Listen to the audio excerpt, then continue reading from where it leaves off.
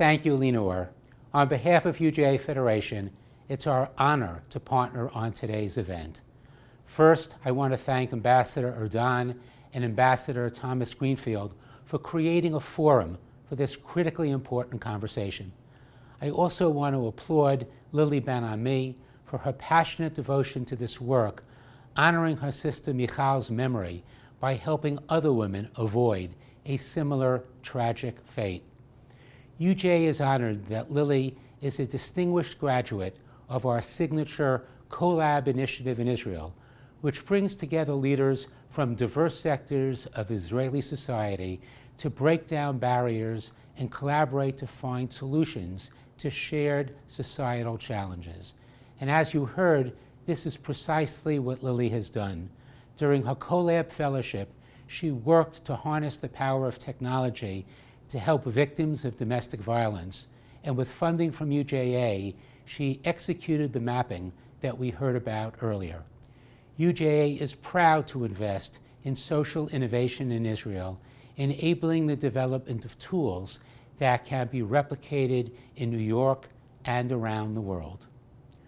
We're here today under the auspices of the United Nations to learn about Lily's work and the work of these incredible technology leaders, because we know domestic violence is an issue that transcends all borders.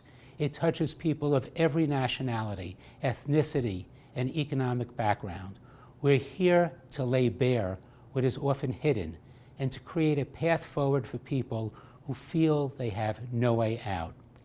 Here in New York, UJA's nonprofit network has long offered critical support to domestic violence survivors, from emotional counseling and support groups, to legal assistance, to safe housing, to employment support, whatever is needed to help ensure the safety of survivors and help them rebuild their lives.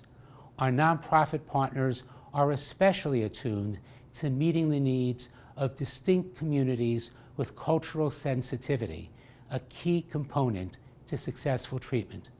Within the Jewish community, our partners operate on local levels. For example, serving the Haredi, ultra-Orthodox Jewish community with understanding of both unique lifestyle and deep stigma attached with seeking help. While UJA has always supported this work, we also know that the pandemic and the months of lockdown created a dangerous situation for women who found themselves trapped with their abusers, with no reprieve. And with shelters reaching maximum capacity last spring, we directed additional emergency funding to provide a safe haven for many of these women and their children. As painful as it is, exposing this issue, understanding that it's very real and within our communities, is an essential step.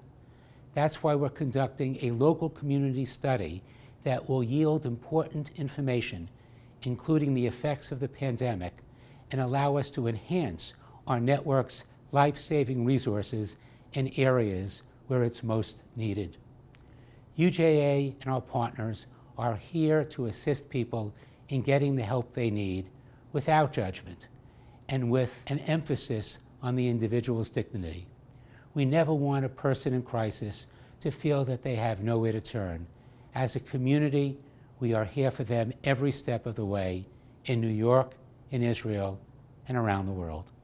Thank you again to the ambassadors for convening this important conversation, and thank you all for joining us today.